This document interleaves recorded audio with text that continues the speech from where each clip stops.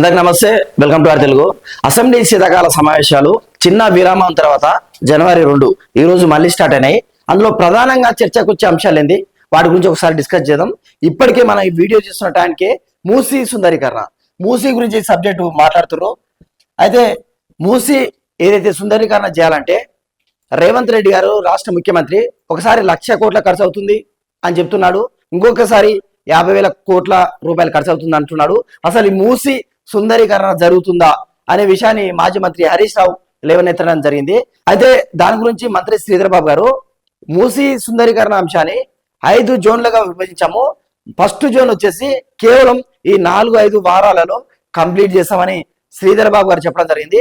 అదేవిధంగా BRS MLA కాలేరు వెంకటేష్ మాట్లాడుతూ హైదరాబాద్ లో ఉండే కాలుష్యాన్ని మొత్తాన్ని కూడా, కాలుష్యానికి సంబంధించిన వాటర్ ని మూసీలకు పంపించి మూసీని ఏ విధంగా సుందరీకరణ చేస్తారు, ఇది అయ్యే పని కాదు అని ఇప్పటికే చర్చ మొదలైంది. దాని గురించి డిస్కషన్ జరుగుతుంది, స్పీకర్ గారికి వినిపించడం జరుగుతుంది. నెక్స్ట్ ఏ చర్చలు రాబోతున్నాయి వాటి గురించి ఒకసారి మాట్లాడుకుందాం.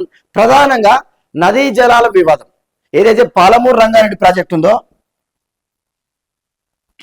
పాలమూరు రంగారెడ్డి ప్రాజెక్టుకు సంబంధించిన అంశం గురించి ప్రస్తుత నీటిపారుదల శాఖ మంత్రి ఎవరైతే గత ప్రభుత్వం కేసీఆర్ పాలనలో ఈ నదీ జలాల పట్ల మరణ శాసనం రాసింది. పాలమూరు ప్రాజెక్టు 2 TMC నుంచి 1 TMC వరకు సామర్థ్యాన్ని ఎవరు తగ్గించారు? బీఆర్ఎస్ కదా.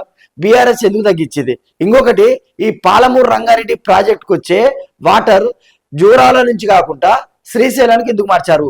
దీని గురించి వివరణ చెప్పాలని ఆయన అడగబోతున్నట్లు మనకు క్లియర్ గా అర్థమవుతుంది. అదే విధంగా దానికి మాజీ నీటిపారుదల శాఖ మంత్రి హరీష్ రావు ఏ విధంగా రిప్లై ఇస్తున్నాడు? నెక్స్ట్ అంశం వచ్చేసి పాలమూరు రంగారెడ్డి.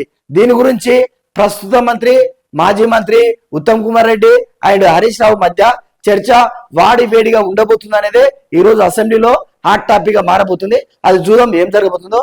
అదే విధంగా నెక్స్ట్ చూస్తే అవుట్ సోర్సింగ్ కాంట్రాక్ట్ ఉద్యోగుల పేరు మీద గత ప్రభుత్వం కొన్ని కోట్ల రూపాయలు ఏజెన్సీలకు కట్టబెట్టింది అనేది అధికార పక్షం స్పీకర్ కు వినిపించబోతున్నారు. దీనికి నాటి ప్రభుత్వ పెద్దలు ఏం చెప్పబోతున్నారు అనేది కూడా మనం చూడొచ్చు.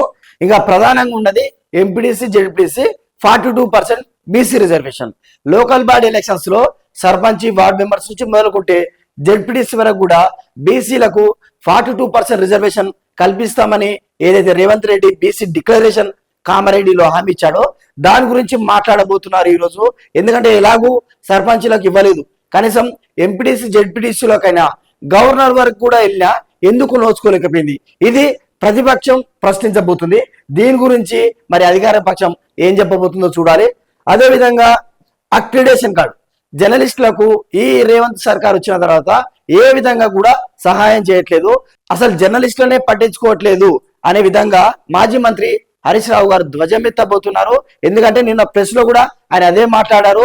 ఈ రోజు లేవనెత్తే అంశంలో అది కూడా ప్రధానంగా ఉండబోతుంది కాబట్టి జర్నలిస్టులకు అక్రిడేషన్ కార్డు. సో ఈ విధంగా చూసుకున్నట్టయితే ఈ రోజు జరగబోయే అసెంబ్లీలో ప్రధాన అంశాల గురించి ఒక్కసారి మాట్లాడుకుంటే మూసీ సుందరీకరణ, అదేవిధంగా పాలమూరు రంగారెడ్డి ప్రాజెక్టు, అదేవిధంగా అవుట్ సోర్సింగ్ కాంట్రాక్ట్ ఉద్యోగుల పేరు మీద గతంలో ఏజెన్సీలకు కోట్ల రూపాయలు అప్పనంగా కట్టబెట్టారనేది అంశం.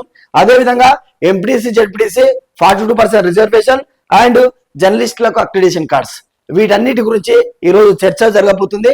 మరి అధికార పక్షం, ప్రతిపక్షం ఏ విధంగా ప్రశ్నలు సంధిస్తాయో, ఏ విధంగా సమాధానాలు ఎదుర్కొంటారో వాటి గురించి మనం చూద్దాం. సో ఈ రోజు ఇది జరుగుతున్న అసెంబ్లీ సమావేశాలు, వీటి గురించి మీరేమనుకుంటారో ఒకసారి కామెంట్ చేయండి.